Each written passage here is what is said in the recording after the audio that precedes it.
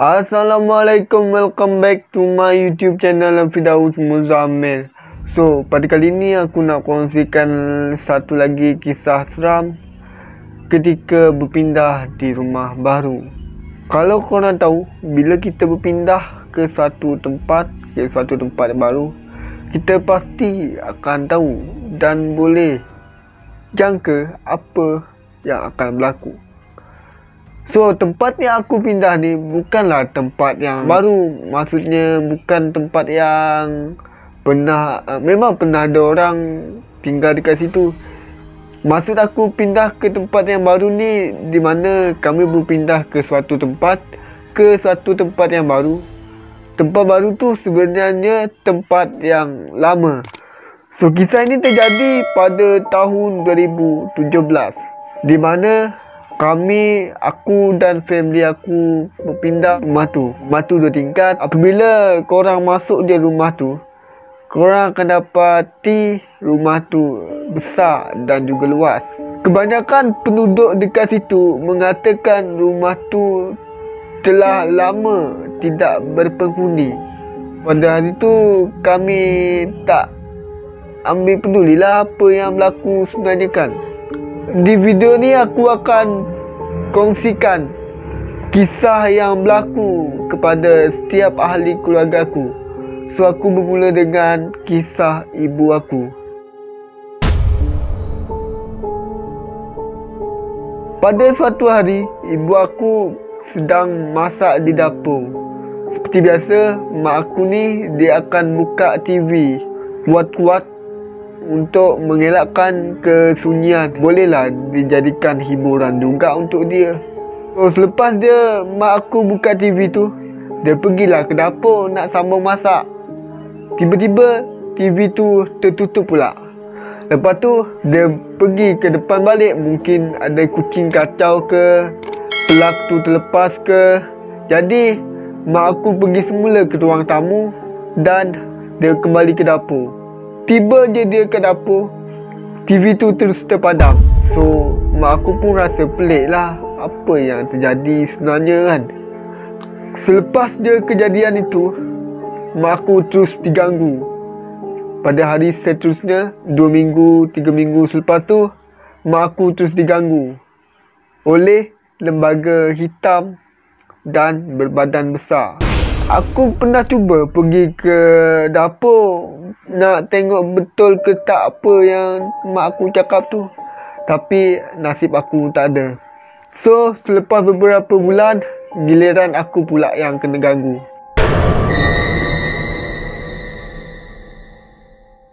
Pada suatu malam tu, aku nak tidur. Tapi masa masuk bilik tu aku tak terus tidur dah. Aku pejamkan mata. Aku termenunglah tengok ceiling kan. Tengok ceiling macam tu. Biasalah kalau korang sebelum korang tidur mesti korang berangan dulu kan. Pada hari tu semua family aku dah tidur. Tinggal aku seorang je yang bangun. Jadi sedang leka aku termenung tu, aku dapat rasakan ada sesuatu yang lalu dekat bilik aku. Contoh, kalau biasa dekat rumah ada bilik tengah, bilik ujung, bilik depan, bilik tepi kan. So, aku duduk di bilik tengah-tengah. Abang aku duduk kat belakang. Aku dapat rasakan ada kelibat yang lalu dekat bilik aku menuju ke dapur. Dapur tu tidak jauh lah daripada bilik aku. Tak lama lepas tu aku pun biar je lah. Mungkin itu abang aku kot. Tak lama selepas tu aku pun rasa seram sejuk. Aku pun pergilah bilik abang aku. Aku tanya, bro, kau ada keluar ke tadi lalu bilik aku? Kau ada pergi tandas ke tadi? Dia kata, mana ada aku pergi tandas, aku stay je main game Mobile Legends. So, aku pun rasa pelik lah macam mana benda tu berlaku kan. Aku pun tak bagi tahu abang aku apa yang aku lihat sebenarnya. Jadi aku diamkan diri. Untuk kisah yang seterusnya, pada hari selepas kejadian tu, ada satu malam tu aku tengah siapkan kerja sekolah pada waktu malam. Di mana pada waktu malam tu disebabkan aku ni jenis suka buat kerja last minute. Jadi aku siapkan kerja tu pada waktu malam. Tengah aku leka buat kerja sekolah kan, tiba-tiba aku terdengar bunyi tingkap diketuk. So aku pun agak terkejut lah. Sebab aku duduk dekat ruang tamu tu ada TV. Lepas ni sofa. Depan tu meja. Tingkap dekat tepi aku. So aku dapat rasa dengar benda tu dengan jelas. Ketuk kan. Berapa kali bunyi ketukan tu, aku tak kisah sangat. Lepas tu aku terus buat kerja. Sambung ni buat assignment disebabkan last minute kan. Aku abaikan benda tu. Aku terus dia buat kerja, buat kerja. Tak lama lepas tu aku dengar bunyi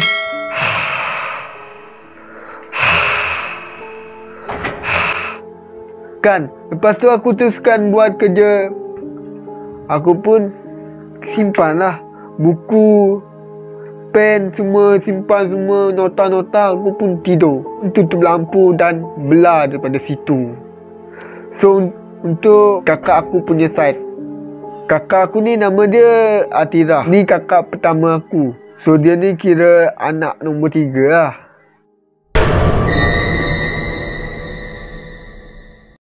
Pada suatu malam, dia sedang lena dibuat mimpi yang indah. Mimpi yang indah kau bersamaku. Sedang leka, kakak aku ni nak terlelap kan. Dia tidur macam tu. Dia pandang, mestilah kita pandang atas. Tiba-tiba dia sedar, dia nampak mata yang besar. Nak dikatakan, macam mana nak kata besar tu Kakak aku terus dia tutup muka dia dengan selimut macam tu. So pada keesokan harinya, kakak aku ceritalah dengan kita orang perkara tu, apa yang dia nampak semalam. Semua terdiam dengar sebab mak pun pernah diganggu, aku pun pernah diganggu. So ini giliran kakak aku pula. Kakak aku yang nombor 5. So nombor 4 Abang Akil. Semasa kejadian, Kak Ain masih kecil lah ketika itu. Kira 6 tahun, 5 tahun lah tu. Aku tak berapa nak ingat. Pada suatu malam tu, dia tertidur di ruang tamu. Biasanya dia, kalau dia mengantuk, dia akan pergi ke bilik untuk tidur. Tapi ni tiba-tiba pula dia tidur dekat ruang tamu. So agak pelik lah. Ketika tu umur dia 6 tahun ataupun 7 tahun lah, tak silap aku. Aku pun tak berapa nak ingat. Masa kakak aku terlelap tu, dia cerita, dia terdengar bunyi ketawa ataupun ketawa wanita yang beramai-ramai gelak tau tak. Ni dia macam ramai tau. Masa tu kakak aku, cuba korang bayangkan kalau korang bangun kan, korang terbangun dengar bunyi orang ketawa. Lepas tu kakak aku buka mata, dia nampak seorang perempuan menggunakan baju kebaya berwarna hijau. Dia nampak perempuan baju hijau kebaya keemasan di dalam bilik ibu aku. Sebab dia tidur ruang tamu, bilik ibu tak jauh daripada tempat dia tidur tu. Dia nampak wanita tu sedang berhias diri. Senang cerita dia nak solek lah. Nak pergi mana entah, menggunakan alat solek yang ibu aku guna tu. Apabila kakak aku terkejut melihat mereka tu beramai-ramai, salah seorang daripada mereka yang sedar yang kakak Ain nampak tu, dia tengok kakak Ain dengan mata yang merah dan tajam. Merah seperti lampu dekat belakang ni. Lama juga perkara tu berlaku dekat kakak aku, di mana pada waktu tu dia umur 6 tahun. Cuba korang bayangkan umur dia masa tu 6 tahun. Lepas tu dia nampak benda-benda macam tu. Lepas tu pandang pula dia dengan mata yang merah. So kiranya benda tu marah lah. Kakak aku pandang mereka yang tengah solek guna alat solek mak aku tu kan. Ayahku pun bawa dia pergi berubat lah, perawatan Islam.